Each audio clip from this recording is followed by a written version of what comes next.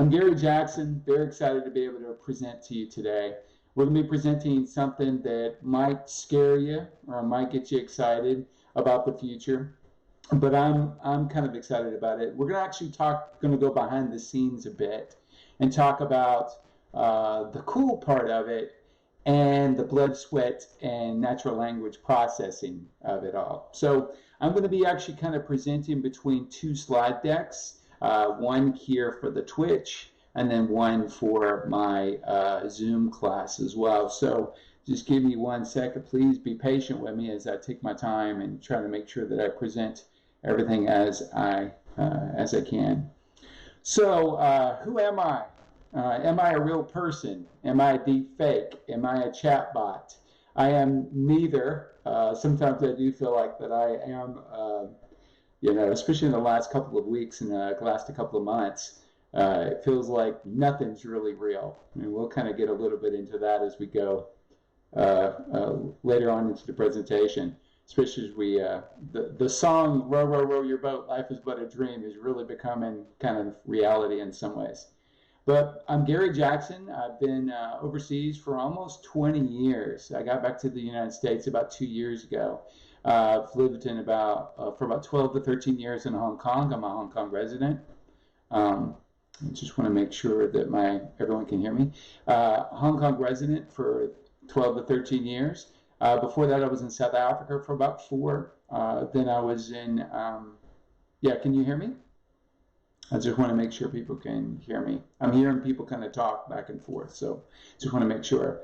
So I was in South Africa for 4 years. I was in almost 2 years in Brazil, 3 years in Germany. Then I retired for a little while and ran a comedy club in the Philippines and lost all of my money, which was a great experience to retire and a great way to lose all your money. I did a lot of work for Comedy Central during that time. So I guess you could say I'm a person of the world. In kind of a weird way.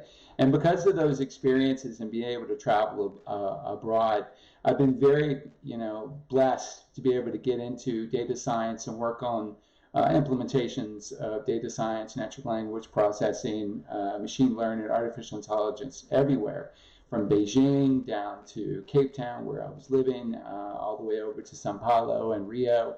And then, of course, Heidelberg and Munich. And so that's what we're going to kind of talk about. Because probably the first question you have is, how could someone present on something that happened in Singapore when that person looks like he's living in the United States? And it's true. I am living in the United States currently. I moved back to the United States before everything kind of got a little crazy.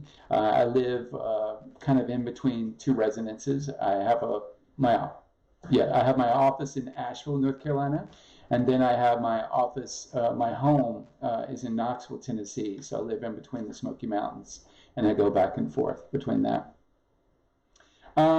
So one of the things I wanted to kind of start off is I wanted to kind of bring up the concept of how I got into the opportunity with Esquire Singapore. So I've been doing work in Singapore for a long, long time, even before I moved to Hong Kong. And I've been doing projects there. Singapore was kind of exploding as a city, starting all the way back, I guess, to 2002 was my first trip to Singapore.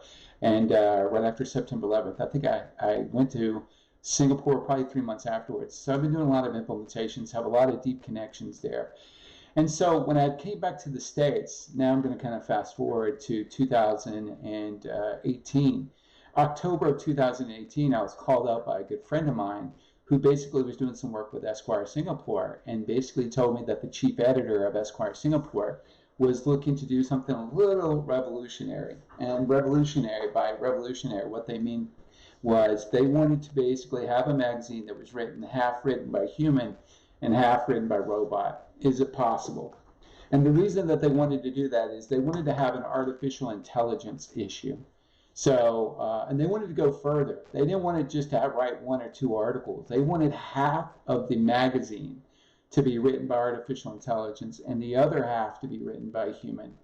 Then they went further. Norman Tan, who's the chief editor, went even further than that and said, what I also would like is I'd like for it to come up with ideas for articles, and I would like it to curate and edit it's half of the magazine.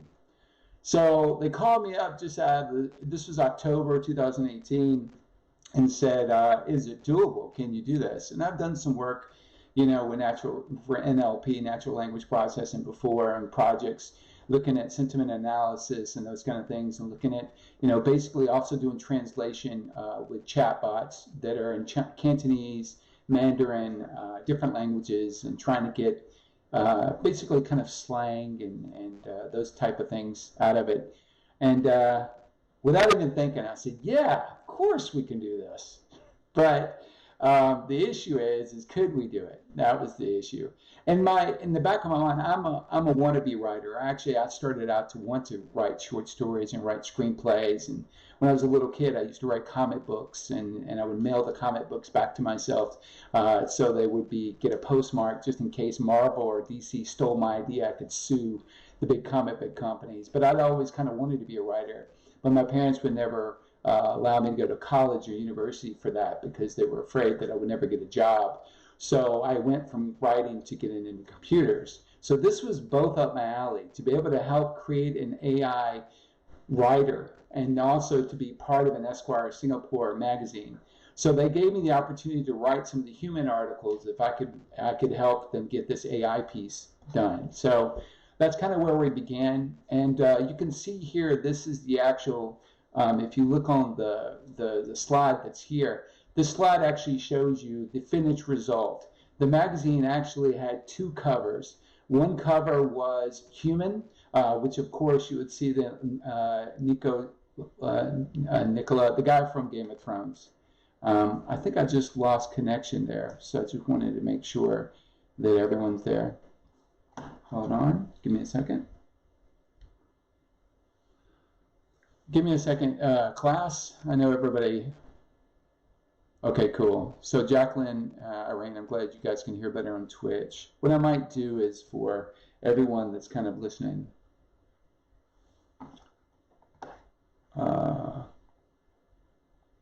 So I just want to make sure, Brian, am I still on? I see that you say be right back, but I'm not seeing that I am on.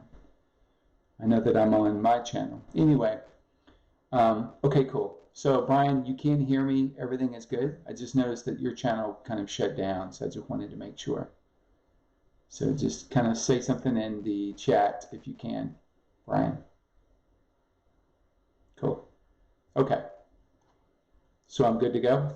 Just put in the chat. I feel like I'm talking to bots. Here I'm talking about robots, and here I feel like I'm talking to all robots. Everything is not real. So just want to make sure you're good. Okay, cool. Maybe we just got it. Cool, great. Awesome. Thanks, everybody. Thanks, class. I appreciate the class coming back and say, yo, teach, you're on. Yeah, thanks. Thanks, Rupesh. Okay, so back to the story at hand. So they did ask, I did agree to create this. I was a writer at heart. I love writing, and I was going to get a place to be able to write a couple of articles around artificial intelligence and technology. And then I was also going to try to create this technology to be able to write, using NLP. And I didn't even know if it was possible to do that. And what you can see here on the screen is the magazine cover for the Esquire Singapore. And you'll notice there's two covers.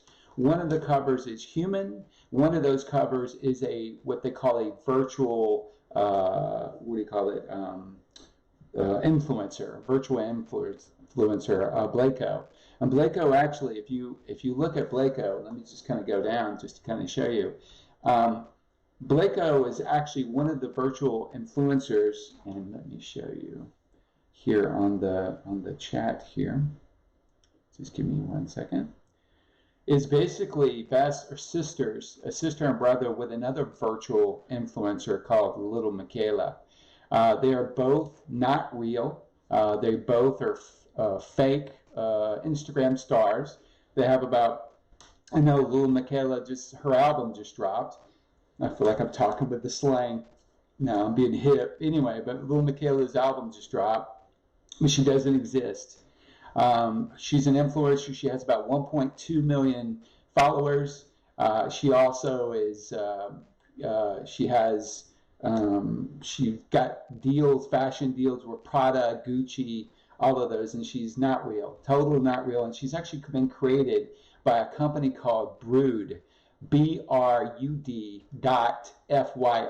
If you want to go to their website, they're actually a secret little digital marketing company that creates virtual influencers online. And that's their whole thing. They create these personalities. And if you see in my slide deck, and I'll share my slide deck with everyone so you can actually have it in the chat. Let me put that in. You'll see that she has music videos.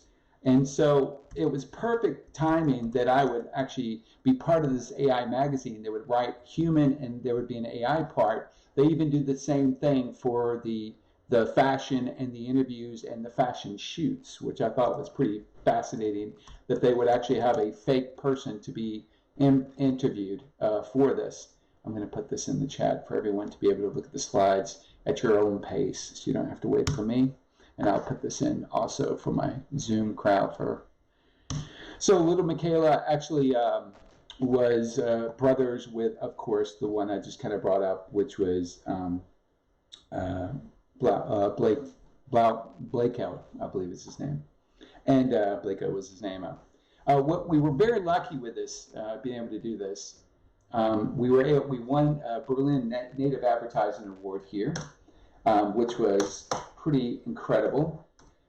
Just to make sure, so in 2019, after we published this, got it going, and it truly was half written by AI, half written by human. We won Best of Printed Material by Native Advertising Awards out of Berlin, which was a huge, huge honor to all of us. Now, so I just jumped over the whole thing, right? So I just said, hey, we did it, and it was successful, and it worked. But I want to kind of walk you through some of the problems that we faced into this and how hard it was. Because actually, I couldn't create something from scratch. There's no way. I think a lot of people watch too many movies and they believe that they can actually just create a piece of code and then put it together and create a little neural network, and it will just somehow become sentient and then start to learn on its own and then take over the earth. That's not how it works. You actually, if you're going to build something with machine learning, you actually have to train it up. You have to feed it. It's like a little baby. I used to make the joke, it's just like those little old video games that you would buy from Japan, that you would get a little digital dog that was like in a little calculator thing, and you had to keep feeding the digital dog over and over just to make sure that it stayed alive.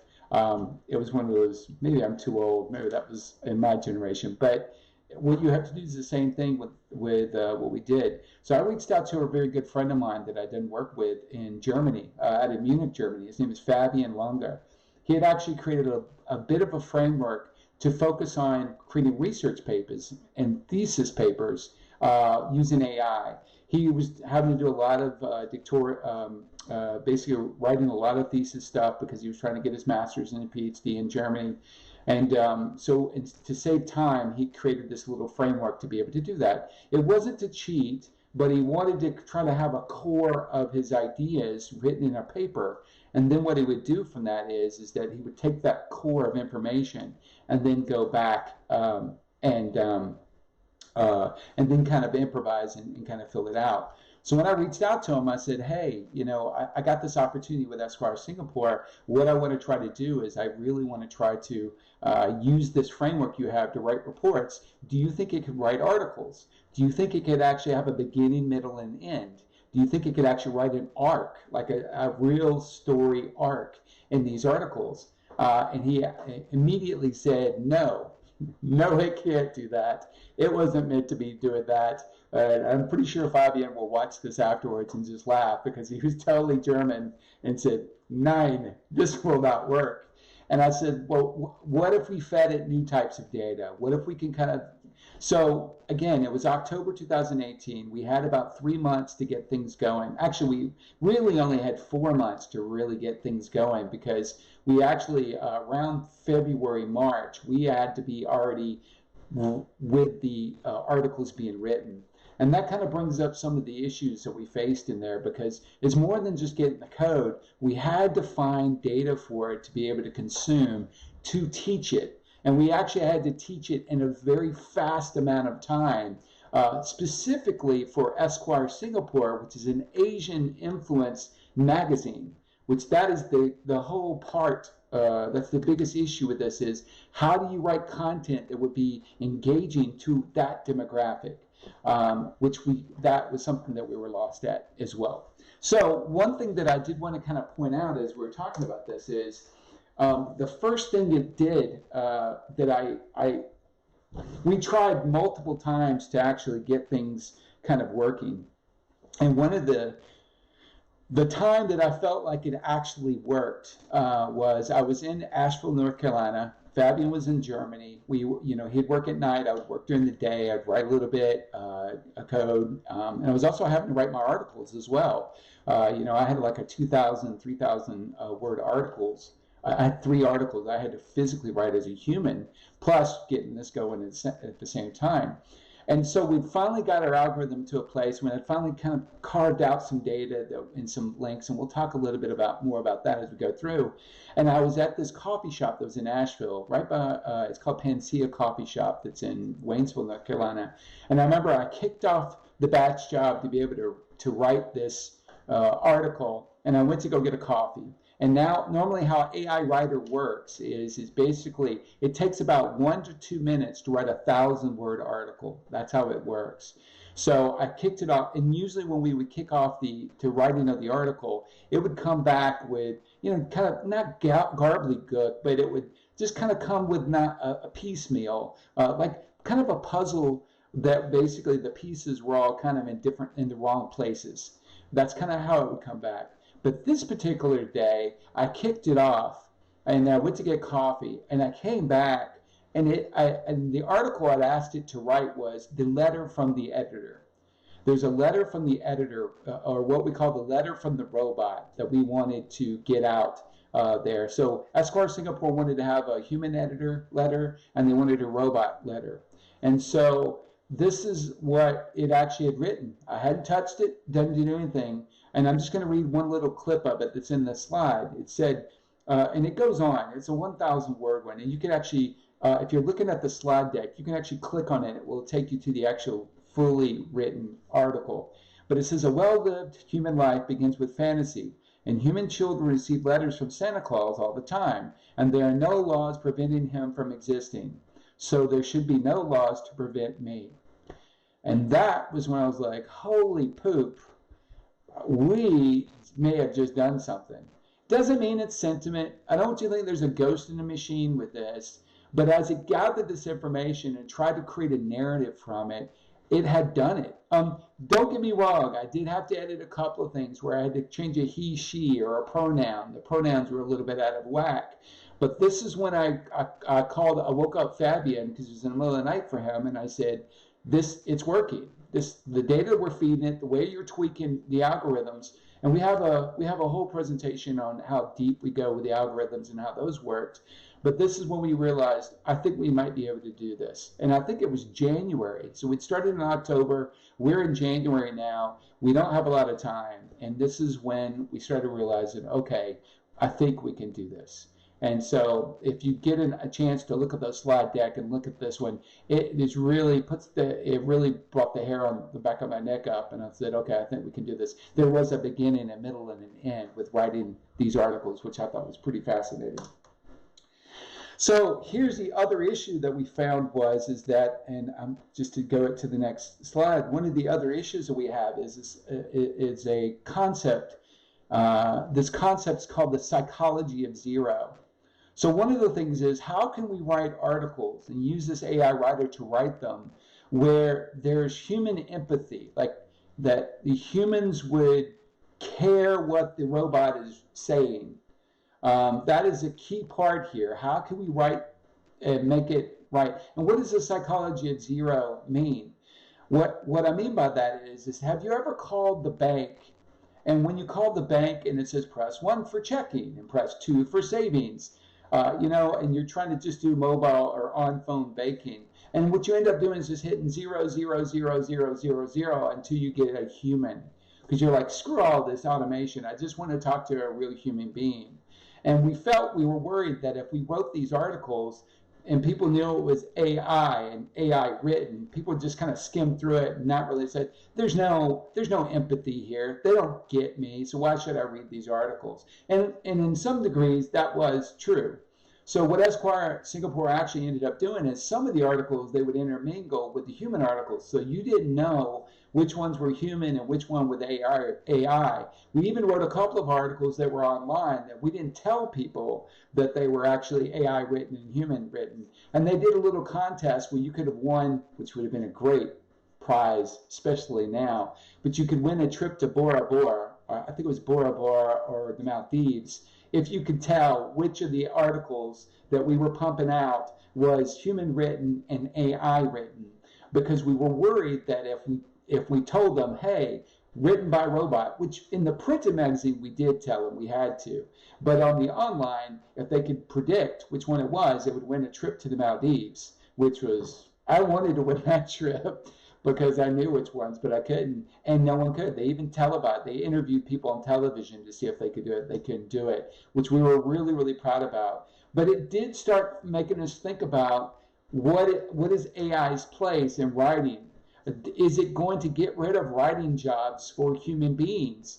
And the thing that I normally say to people is that R2-D2 never took Luke Skywalker's job of being a Jedi. Lucasfilm did that. They screwed up the movie series. Anyway, that's a whole other point. But what I wanted to say is that R2-D2 C-3PO augmented what humans could do. And with AI writers, there's no way that an AI writer could actually tell not to this point, not yet. They can't write a story like Greek mythology that will we be mesmerized by. It is getting to that place. But right now, the psychology of zero, where I'm basically always trying to reach out for that, what kind of experiences do we share that I will read your story or read your content, that hasn't happened yet. And so that's one of the things that we were worried about as we got into these articles. But some of the articles that it wrote were pretty fascinating. One of the articles that it came up with the idea for, curated, and then wrote it itself was, why do humans wear clothes? It just couldn't figure out why would a human wear clothes, especially when we were feeding it data about fashion industry. That was what Esquire Singapore's demographic. So the article it wrote about that is, why, when you can grow, body hair, why would you want to wear clothes? So that was one. The other one that it wrote an article about on its own completely was, why does Singapore stay locked in the 80s and 90s, listening to 80s and 90s pop music when it's 2019? So I thought that was a pretty funny article. But and then it wrote a history of AI. It wrote an article. All these articles, by the way, were pretty strong, either 1,000 or 1,500 words. So we put a strict limit on that. I think that if we had asked it to write 3,000 words or more, it would have probably, the threads of the articles would have probably just kind of petered out. It wouldn't have been able to do what it was doing. And but it was really fascinating as we got more and more into it, and the more we fed it. And don't get me wrong, the way it wrote the articles, it would probably be closer to a Hemingway, where basically it was short, sweet, to the point, but it was really writing it at like a 6th grade, 13-year-old Hemingway.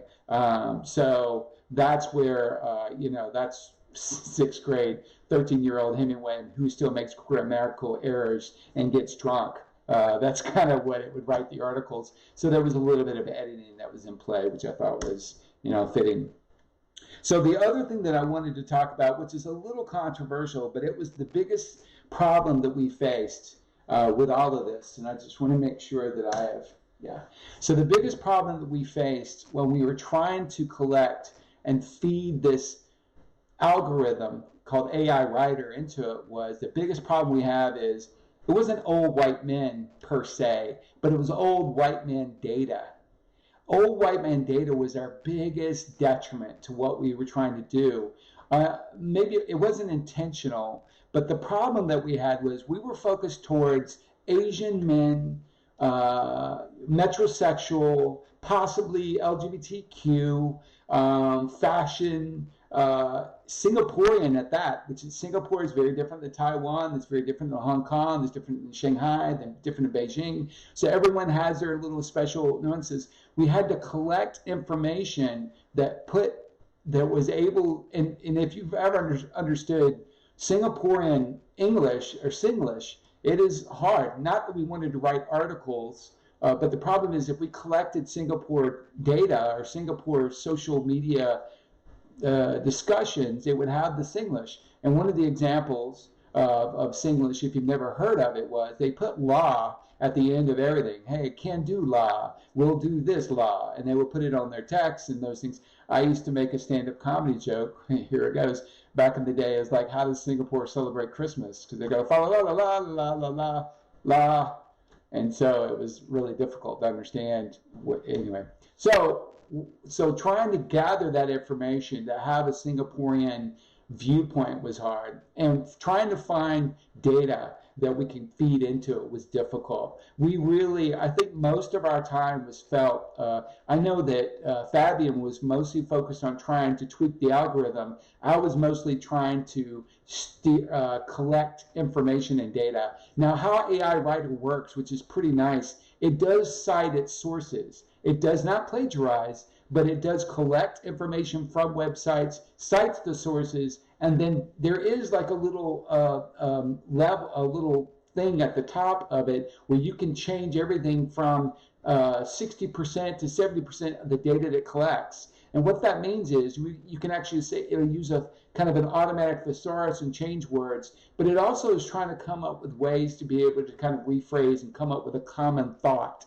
So one thing to note is, as we were trying to collect this data that wasn't just all old white men data. When we mean old white man data, we're talking data that's been collected since probably late 90s all the way up until 2010, 2015, I guess, at that time. The most of the data that was out there for English speaking was old white man data, and so we had to collect that. So then when we would try to use our little level to kind of have it to change, we found that if we moved it too far to 80% to reword the things that it had comprehended, that it just would become nonsensical. It wouldn't make sense. But if we put that little level to about 60%, it would really, it would actually say things that really made a lot of, it would actually start having a narrative.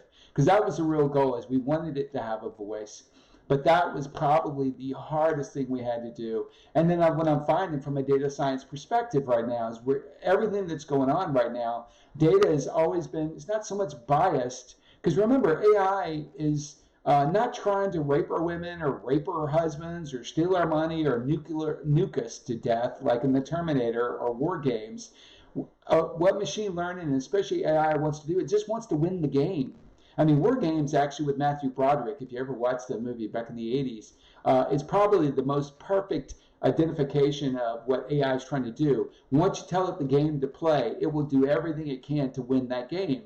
So when we built this up, that's really what AI Writer was trying to do. It was trying to write the best it could write at the level that it could, as it comprehended grammar and sentence structure and narrative and storytelling. So that was what we thought was really, kind of good. And the problem with that is it would always start, not biasing, but start going towards demographics or think that old white man leaning, which was always an issue for us.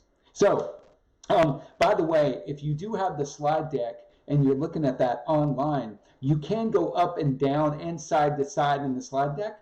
In that up and down part, you'll see that I've embedded videos. So there's live television interviews that we've done using AI Writer. You'll see there's a live demo of me being televised live, of me showing how AI Writer works. So feel free, if you want to click on that link to go through those, make sure you look at the little arrows over in the corner to go up and down, left and right, to be able to see what's going on and that kind of thing. So the next thing that we had an issue with, which is, and I've already kind of hinted at this a little bit, is audience. So trying to find audience, be able to write, because the thing about Singapore is the melting pot.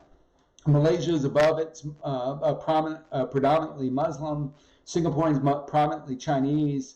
There's a lot of British expats, Australians, Thai, Filipino, Sri Lankan. There's just this massive influx of people from all over. But the one thing we had to focus on with Esquire when we tried to focus on the audience was we basically had to make sure from the audience that we were actually catering to all of those different voices. But then we also said, well, we can't. It's going to be impossible. There's no way we can feed all that data. So then what we started doing was, okay, who's going to read the magazine? So we started looking at that higher middle class to upper class demographic and seeing what is that made of. And for Singaporean, that was mostly, very rich Indian, very rich Chinese, and be able to focus on that very rich expats doing the big corporate tour of Asia. So that's kind of where we focused on. But one thing that came out of that, which is something I learned doing stand-up comedy for so many,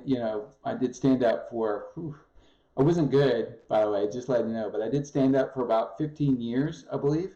I was lucky to do some shows with, Dave Chappelle came over to one shot. I was very lucky to do some great shows. They'll never remember me. Roy Wood Jr., I got to perform with him, and Trevor when he was in South Africa. So I was very lucky. But one thing I did learn from doing these shows, which really came in handy when we were writing this, getting this magazine going, was sympathy, empathy, and apathy. So we really had to write articles that basically write an article that kind of bring in data that have sympathy. Why is this happening to us in Singapore? So the writer could actually bring in that information, try to curate it. And I think that had a lot to do with the 80s and 90s song. Complaining that 80s and 90s music was always on the radio. So that was a sympathy thing. The empathy is going through trying to get people to understand, I guess, we didn't really know at the time, but when it wrote the Santa Claus and Robot article, the letter from the robot article, that was more an empathy. It's feel what I'm feeling.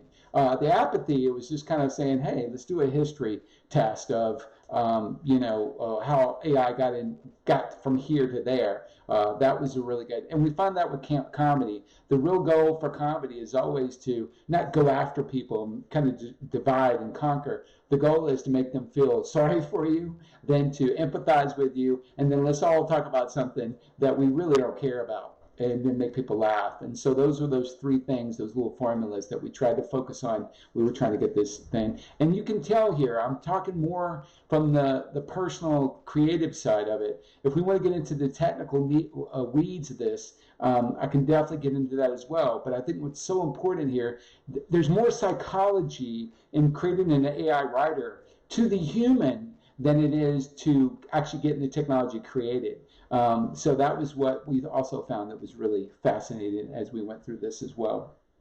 So the next thing that we had an issue with is the success of it all. So the success of this, we were pretty happy, won an award. We thought, wow, we're doing really good. And then we put it out on the web, and then we got interviewed by multiple news channels. But we also had this weird thing where a lot of news channels didn't want to talk to us. And I can understand why. There's a lot of reporters who just said, look, I'm not going to interview the people that are going to take over my jobs. And I basically tried to explain to them, they're not going to take over your jobs. If you talk about the psychology of zero, what can an AI writer write that gets me excited? Erotica? Can they do 50 Shades of WD-40? I mean, what can it write to get people, to say, wow, this is, robot sex novels or robot sci-fi, maybe. Now, don't get me wrong. In China, they have AI writers already doing doing simplified Chinese character writing, which writes poetry, it writes song lyrics. There's even an AI newscaster. But remember that writing AI on the other side of the digital firewall is very different than writing an AI writer that is on this side of the firewall. And the reason I say that is in China, things are curated beyond recognition to some point. If someone gets mad at the government or gets pissy, especially if you look right now online, there's just so much anger and hatred and just horrible stuff out there. An AI writer, when it consumes that, it can become those words and say, cuss words we had to curate to make sure it didn't do that. So on the Western side of feeding it data to be able to write things, we had to look on the Chinese side. You'll see the Chinese side is better at getting them to write poetry and fun things that's family friendly because they get rid of all that bad stuff. Yes, aka censorship, but the data is, and there's a great example of this. That Microsoft was at the same time we were kind of preparing for this. There was a Microsoft bot. One was built in China behind the firewall. One was built on the American side out of Seattle, and they had two Microsoft bots. I can't remember the names of them. Probably the people in the chat will know, but there's two of them. Tale of two bots. I actually wrote an article about this. What happened was the one in China became very friendly. It would actually recommend things and be suggestion, and it was actually had its own Twitter account or Weibo account, and it was just writing things that was really friendly. The one that was on the American side, I'll say American, but let's just say Western side, it became like probably within an hour as it was eating, consuming and feeding, it became anti-Semitic. It became like it believed that the Holocaust wasn't real. It just got horrible, and they had to shut it down very, very quickly. And again, both of that is because of what it consumes to become what it's becoming soon. Tay, that's right, Tay. And it was shut down after. Thank you, Alex. It was It was called Tay, and it was shut down after 16 hours. That's correct. So here's those things. So I've created articles, and we got the magazine published, and we won these awards, and we felt pretty good about ourselves until they started doing the interviews. Until some of the press would interview us, and some of the press would ignore us. But the press that got the most excited about us was we didn't think much about it, was Russia. We got reached out by a lot of Russian technologists. They reached out to us and started kind of blowing up our email, blowing up my DMs, trying to get it to us. And we're like, wow, that's interesting. And I get it. There was the 2016 election and the 2020 election's coming up, and maybe we thought about that. But then we thought, maybe and I remember I was being interviewed by ABC News, and the anchor asked me right at the end of the interview, so how can you prevent this from blasting the internet with untruths and fake news? And it's something we hadn't thought of before. I know we should have, but we just didn't think of it. And the other thing is how can we not use this technology to do, deep fakes, which was basically taking video of someone and making them say things and do things they didn't really do. And that all of a sudden, Fabian was still kind of working on the algorithm, but for me, that was really a huge moment of me to say, look, we've created maybe a monster here. How do we create this, but put it with kind of a control switch? And you can't really with AI. But then that's what, and this is for a whole nother discussion, but that's when we came up with a technology called block stamped. We started using blockchain to start authenticating content. What that means is if you're a politician or if you're the Miami Dolphins football team and you want to basically use AI writers to write, because AI writers are really good at writing PR pieces, blogs, search engine optimization articles. It can just really pump them out, and they'll be on point and have the context, and they write them within seconds, minutes. Really, really good. But remember, if you write these and you just blast the internet, you don't know what's real and what's not real, right? You can't tell. So we came up with another technology called Blockstamp that uses blockchain that basically, as you write an article, the articles get pushed to a human editor. The editor says, I like this one, I don't like this one. This one I like, I'm going to stamp it with a blockchain. So we create a stamp. It's in the E3M blockchain. Don't want to get too technical there, but it creates kind of like a watermark, if you will. And then when it sends out the article, you can see that this article has been approved by this organization that we've KYC'd or onboarded, and we know who that customer is. So that's when we started getting a lot of recognition about, well, the blockchain stuff that you guys are building is pretty, because you can use that to prevent deep fakes and fake news. We don't like using fake news. We call it false narratives. So what was great about the problem of AI, just blasting the internet with untruths, and you can never tell what it is. And by the way, I don't know if you saw the article yesterday, which is a perfect example of deepfakes. Apparently, a family in the UK got accosted and blamed of being a terrorist. And then there was a trial. They were actually accused, and they were sent to court and the whole thing. Then they traced it back. The person who had actually accused him of being a terrorist didn't exist. It was a deep fake. His Facebook, his Twitter, all of the stuff, his video images, the videos he had uploaded, he was a person that did not exist. So there was a trial for a potential family who got thrown through the mud by someone somewhere else, we don't know who it was, who created this fake virtual person.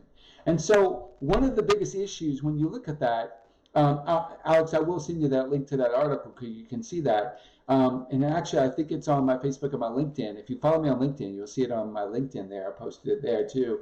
But one of the things that you'll find there with that is that if you stamp it, so for example, if I start watching content, and you can basically just see that digital watermark that's linked to a blockchain, you can basically say, well, it may not be true, but if you're a flat earther or you're an anti-vaxxer, which I'm not against you if you believe in those things, but if someone wants to stamp content and says, hey, the flat earther team wants to approve this message, at least you know who it comes from. It's when you don't know where something comes from that becomes the issue. And with AI and writing AI content, to not know where it originated from, that's the biggest issue. So the goal that we're trying to push for is being able to engage and be able to allow people to say, use AI and use all these things to augment it, but authenticate where it comes from, ownership, mine, and especially when you're dealing with deepfakes and those kind of things. If you're looking at the slides online, the link that I sent you, from the slide you can go down, you'll see the television interview that we get called back into to talk about how we try to fix the AI writer issue of blasting the internet with fake and false news and how we did that. So there's an article there that you can kind of see and go through that and share that with you. And then the last one, the last kind of thing that kind of came out of this, which we had not intended to do. So I was reached out to who I believe he might be watching this broadcast. I told him that I would be on here. And if he is, shout out to Basie Bob. But Basie Bob is basically a multi-Grammy Award winner, Oscar-nominated music producer. I'm just lucky to be his friend because he made all the music that made me a teenager. It made me a young adult. Like all the booty shaking music. He worked with Teddy Riley and Faith Hill and Christina Aguilera. He did all the albums. Anyway, he reached out to us as we were working on the Blockstamp thing, and then he also was looking at trying to use the AI writer to be able to write content, PR, press releases for the music that's out there. But then as we started talking more, one of the things he also brought up was, hey, can you do this for music? Can you do this for media? So people, because right now musicians, music, if you upload a song on YouTube or Facebook right now, basically if you upload it, probably it'll last about 3 minutes, and then you get a cease and desist from YouTube or Facebook. Please take down, you don't own this, and blah, blah, blah.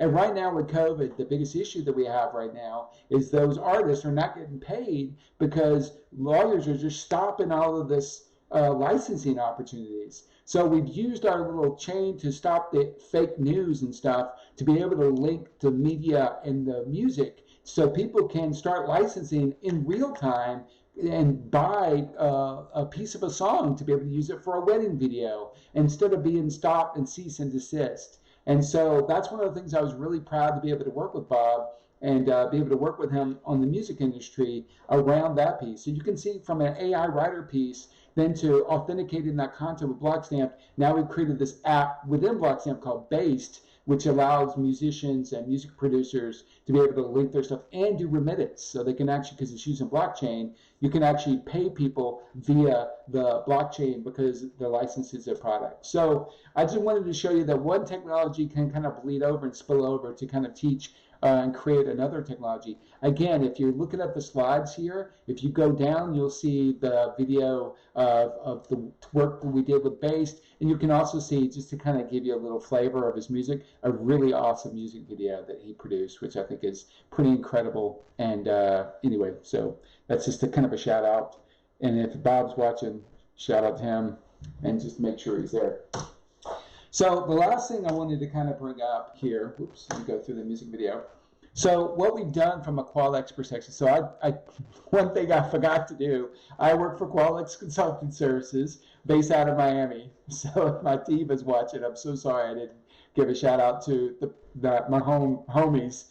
I don't know why I'm trying to talk like I'm, from 1989. But anyway, so just to let you know, from all of the stuff that we built out this artificial intelligence content services, where basically we have an AI curator, an AI writer, an AI communicator piece. We even have, we've been able to kind of bring these things together that we can turn inanimate objects like business cards, key cards, into interactive displays. Or if you have a ticket to a football game or a base, because most of our clients are NFL, NBA, Major League Baseball. Yeah, we all got hit. And the Carnival Cruise Line stuff. But being able to turn receipts, like from Walmart or grocery receipts. My background's, my dad ran a Piggly Wiggly grocery store for 25 years. Being able to turn paper products or anything that's tangible into interactive displays of content. So being able to use our AI writer and be able to render content using AI, but basically stamp it so it's authenticated. That's really kind of all the services that we've been offering. And then on top of that, what we've really been working on recently, because of the football games and baseball games and rugby and cricket that's coming out, one of the biggest issues we're having too is that nobody's going to be in the stands because of the pandemic. So we're working also with something called Andre, that we can actually turn an empty stadium into not fake people. That would be kind of creepy, which they did do that in Korea and Taiwan, to have fake paper cardboard people sitting in the stands. But being able to use that for advertising purposes, being able to look at that, to get more ad revenue, even though there's less people in the physical space. So we've been very lucky. Oh, and then we have a Word AI signature, which is kind of our WordPress plugin to allow editors to be able to go in and be able to look at content, approve it, stamp it, and then push it out. So, and then the one thing I also want to do, because I'm doing kind of a plug of all our technologies, we also have this technology that I actually kind of got inherited called TrialFire, and I kind of think of it as there's the story. Anyway, basically what it does is it goes through and pits human versus machine. When you look at, so there's some AI models, some machine learning models, to be able to look for marketing purposes, those kind of things. So it allows a human to create a marketing model, and then it compares it to the machine learning one and sees what made the best one win, which is basically an A/B testing, human versus machine learning type of marketing tool that we have called TrialFire. But it's been, again, all of this came from being able to write that one magazine and being able to spear all of that stuff out, which I think is pretty incredible, been exciting. And with that, I believe we're almost done. I do have one more thing I think I have to do a shout out before I take questions. There is, so the other thing that I wanted to bring up is, and I think Brian knows about this, I'm going to be doing another conference presentation. I believe it's going to be on the 29th of July in combination with IBM.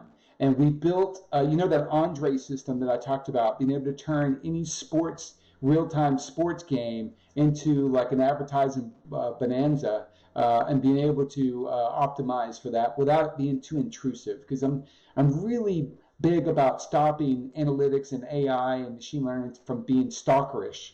And the joke I make is always this, and my students have already heard this a million times, but what's the difference between a stalker and a friend? And the difference is a stalker knows your birthday, and that's creepy. I don't even know about my buddy's birthday until Facebook tells me, and that we don't want to stalk. But we're doing a presentation using artificial intelligence, using computer vision, and some of the stuff that we built out using for Andre for real-time streaming for sports games. And then the other thing is for medical, being able to predict COVID on x-rays and breaks and skin cancer and those kind of things. So that's on the 29th, and I have a link there. Or if you're looking at the slides, you can just click on it and kind of do the meet and greet there. But with that being said, I think I've ran over my time, but I wanted to kind of say thank everybody. I hope you were able to hear me. I hope maybe the audio was satisfactory, but I'm open to taking Q&A and questions, and I can address those questions, and I can take them from both groups, my Zoom group for my students and the Twitch group that is here. Any questions, or if Brian, you wanted to kind of take over and host, I am at, you are my boss.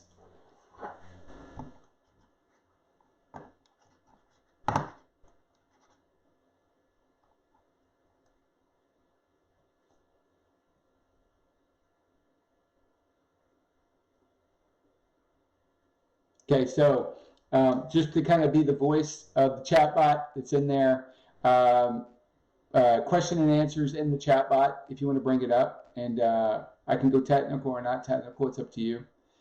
But I do want to thank all of my students that came on for this class, for my class. I'm usually teaching during this time, and so I'm glad that they were able to come on and be able to, so I really thank you guys. And to be honest, I mean, I'm really excited about all of you being in this class because you really are going to create the future.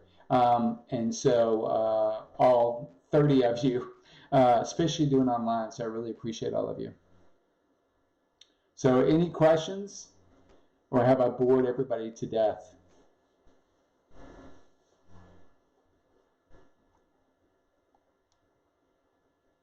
I can do music.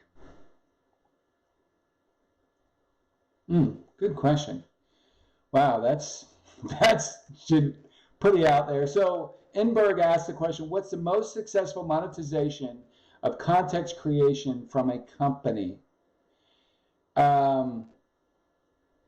We definitely can Google this answer, but I am going to talk about the one I know personally because I was doing research for it a little bit more deeper for today's presentation. And let me bring up the slide around it so I can show you. Let me just bring it up. Give me 1 second.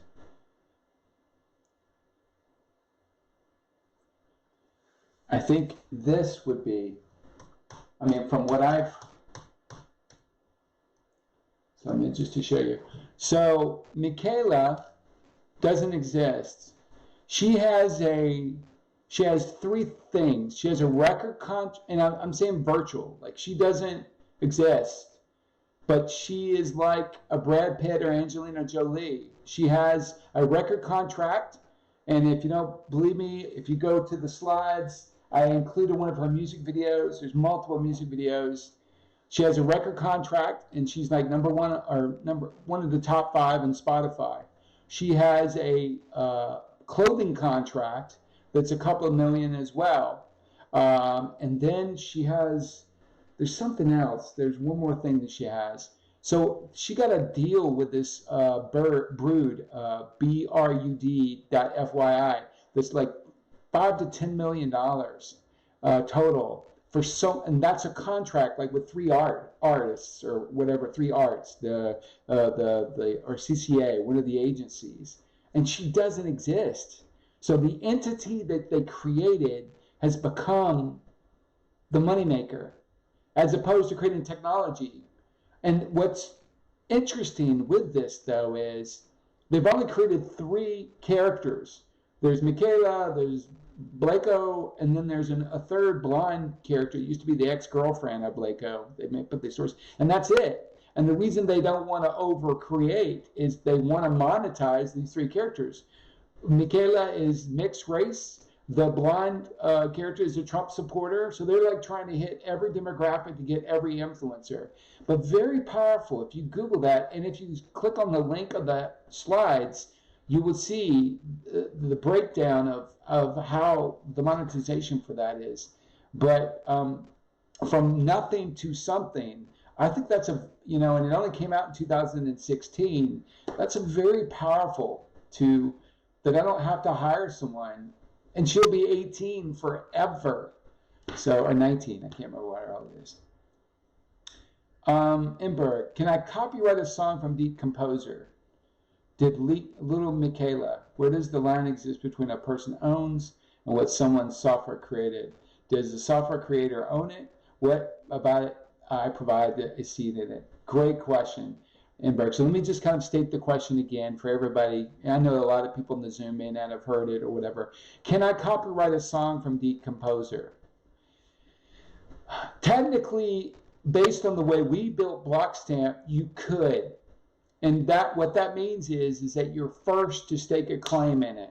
That you write it, you see the lyrics, you like it, no one else has heard it. You go to Blockstamp, you log in, you stamp it within blockchain, you write out your lyrics as metadata, and you say, anytime this lyrics comes out or this song comes out, I own it. So the technical answer is yes.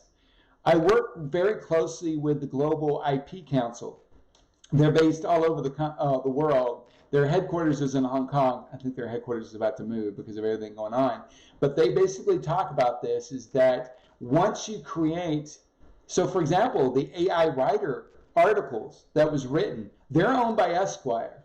Even though I fed the data, I fed in the wood chips, if you will, and then Fabian turned on the grinder, the software and the data feeds created articles that Esquire Singapore now owns. So they actually own that content because it's been licensed to them. So so the person that owns it, and I guess you could be the same thing, that when R2D2 came up with a song, or C3PO came up with a catchphrase, I have a bad feeling about this, whatever, I guess the owner of that would be the proprietary of it for it. But there's a couple of things that you also said. Where does the line exist between what a person owns and what someone's software created? So here's the next question. When you write your great opus or your great novel in Word, does Microsoft own your story? No. Microsoft is basically just the tool that you use. When you use a pen, back in the day when the monks were transcribing the King James Bible, did the pen, was it mightier than the sword? Did it own well, that's different. It's the Bible, blah, blah, blah. It might be a whole different thing. But you get what I'm saying. The instrument doesn't own it. It's actually, now, would there ever be a case maybe in the future that something becomes sentient? If we really want to go Isaac Asimov and go way into the future, and then there would be an IP battle between something that doesn't exist and something that does exist? Well, I guess if they're fighting for IP, I guess they would exist. Maybe, but for right now, the instrument is only the instrument. It's how you mold it, the clay, how you create it, and you say, this is my creation. That's how the IP lawyers are seeing that for right now. Alex asked a really good question. How did you start learning about creating AI and machine learning? Well, that's a really good one, because I think always since War Games and Terminator, and I've always been fascinated by those things. But one of the things that I think a lot of people believe is that data science and artificial intelligence and machine learning just happened. But we all know it hasn't. It's been around, these techniques and this coding in different ways has been around since probably, early 50s, 60s, 1990s. The first computer programming technically that we talked about in our class last week was a female that was in 1886 that created kind of a program, if you will. But so all of this, though, goes back to a core love of stats. And I think it was when I was in college and I had a statistics teacher who really made stats fun. And stats can be very boring, don't get me wrong, but it is, as I've said again in my class, the pornography of math. Like, it's dirty and gross, but it shows action. And here's where you can see it really come alive. I had a whole data science team that I've talked about before, who predicts horse racing. And then these programmers, they're secret in Hong Kong and Tokyo because it's legal to be able to predict horse racing using technology in those countries, or in Japan and Hong Kong. That they would actually, these teams would go there and they would always make their bet. They would do their predictions of the horse racing. And there's a couple of awesome articles out there if you Google that's about what they do there. But these teams of four are very secretive, so they don't steal each other's teams. But they'll go to the horse racing track. They make their bets like a minute before the race begins, so they won't skew the stats. And then basically they sit in the stands and watch the analytics and the statistics play out. And that, to me, got me excited. That's when I started realizing, when we were doing the horse racing stuff, how fascinating this could be, if we took it to another step. And also the other thing is just the repetitiveness of just spreadsheets. And the 2008 financial crisis was all macros and spreadsheet driven of just screw ups in spreadsheets. Not all of it. It was the housing market and all that stuff. But from my perspective, when I was going from bank to bank, from India to the Philippines to Thailand to South Africa to Brazil, and seeing all these banks and that's, and I would say, where's your data? And it said, show me the spreadsheet. I'm like, we got to automate this. There has to be some kind of, get rid of the repetitive tasks. And that's what really got me interested in going to the AI machine learning side. Ryan asked a great question. How do you envisage AI disrupting industries that never had the status quo changed? Do you see this being advantageous or not? Great question, Ryan. And the best answer for this, also, let me just kind of point to a slide that I already have, just so I can start that conversation. And then I put this one here and put this one here. Oop, let me go back. Sorry. Just like visuals. Music industry. And you're like, what? Music industry's been disrupted over and over. Why would you do that? The music industry is a disaster. And the biggest problem that the music industry has, if Bob, if he's on here, he's probably busy producing a music album or something like that. But one of the biggest issues that they have is still to this day that there are people mailing checks from music offices to dead people's addresses over and over. Just a mailbox full of checks to a dead person that no one will collect that money.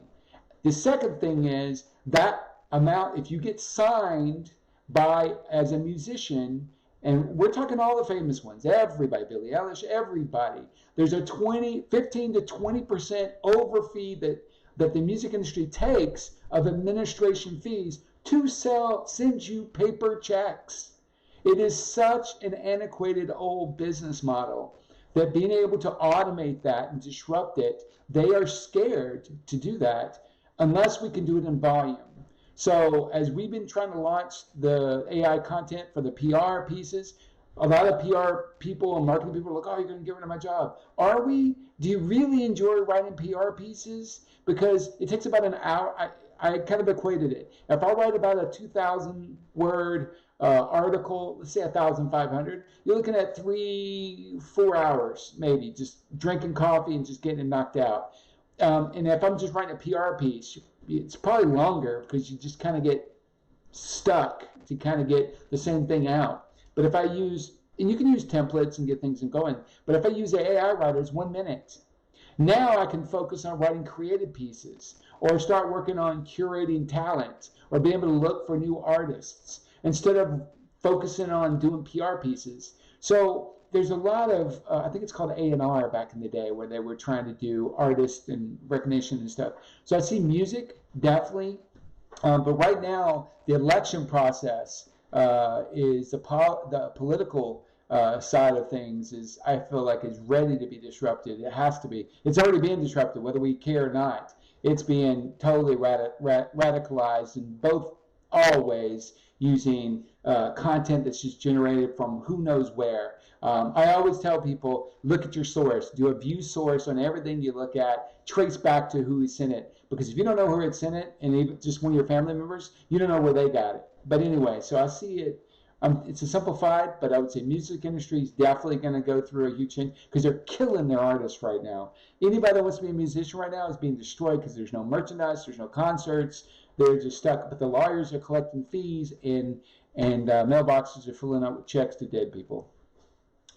So that's kind of how the industries that I'm seeing, and there'll probably be more, but those are the ones that one more. I do want to bring up one more that I think is really, really powerful that I had to skip. I have a big meeting with them. I also see the job interview process, recruiters. I see that being disrupted really quick. I'm working with a lot of startups right now that basically are using AI bots and blockchain to basically really automate the process of matchmaking between job seekers and those trying to get jobs.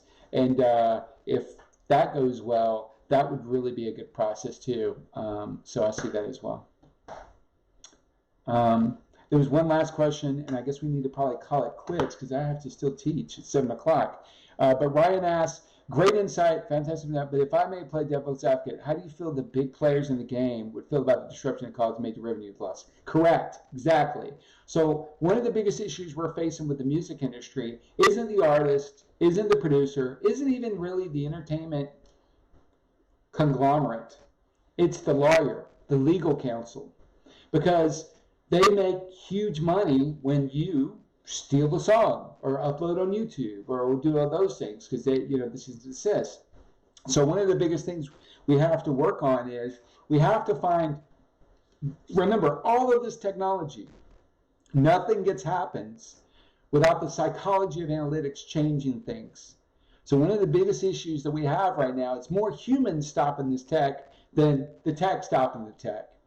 And so we have to figure out ways to change the psychology of the humans. So in the legal counsel, the reason I'm working with the IP counsel out of Hong Kong or around the world is that instead of having one big case where I think the song with Pharrell and who was the guy from Growing Pains, his son, had a song that was based on Marvin Gaye's song. Can't remember. I need AI to remember some of these things. But anyway, there was a big lawsuit, I think it was $100 million in lawsuit. Lawyers live for those opportunities so they can make their money. I mean, they protect the client, but they're also making money. So the issue that we're saying is that for those opportunities where people want to license things for small deals or just little bitty regional licenses, a lawyer could make money from volume. So right now they're just saying no, and there's no opportunity to make money. But if they could actually take a percentage of every license that is made and contract that is lined and then signed to the blockchain or articles or any of those things, money would come in volume as opposed to just one good big lawsuit to make a bunch of money or just a bunch of upfront fees. So, and I think it would allow lawyers to be freed up to be able to really help with other services instead of just cease and desist letters. So, yes, you have to get the hierarchy involved. You do have to change the psychology of it, and it may not change. Me and Bob just did a real-time streaming show with a brand new band called Tank and the Bangas. They were awesome. They had 2 songs they were going to debut. And while we were streaming the show, and our commercials are block stamped in AI Writer, during the show, they blocked the 2 songs we were debuting on behalf of the band who was on our streaming. So, and then we had to talk to Universal Music to get them to approve it. So even though we're trying to change things, it keeps going back to the way it was. So, psychology, human psychology. Okay, I think I am done, Brian. Any other things from you or anything I should say to Robin Thicke, by the way? Thank you, Zoom. I should just be looking to the side because my cool students are over on this side talking about the cultural, and then I got the technical questions over on this side. But Robin Thicke, yes. That was the question that he got sued with Pharrell on the album. Okay, Brian, I think I'm done. I think you need to eject me. I guess thanks. So that's it. I'm just going to kind of cancel out of this. I guess it's one of those things where you just kind of fade to black.